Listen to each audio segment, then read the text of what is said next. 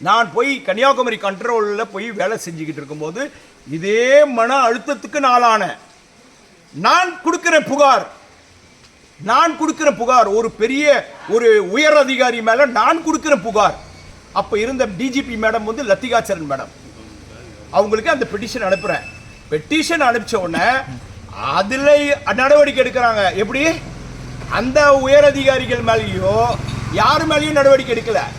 என் மேலே நான் கொடுத்த மனுவை வச்சுக்கிட்டு என் மேலே 3B போட்டு நடவடிக்கை எடுக்கிறாங்க, விசாரிக்கிறாங்களாம். நல்லா புரியுதா சார்? புரிஞ்சுக்கிட்டீங்களா? எடுத்துட்டு அது விசாரணை பண்ணுறாங்க. சார் ஒருத்தர் பிடிக்கல அப்படின்னா கைப்பட்டா குற்றம், கால்பட்டா குற்றம். இதுதான் சார் போலீஸ். புரியுதுங்களா? கைப்பத்தா குத்தம், கால்பத்தா குத்தம். இப்போ கூட நான் என்ன தவறு பண்ணியிருக்கேன்? எந்த தவறும் பண்ணலை.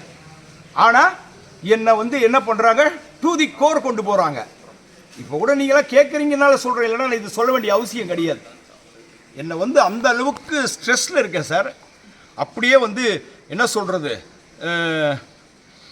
மென்டல் அகனியில் இருக்கேன்.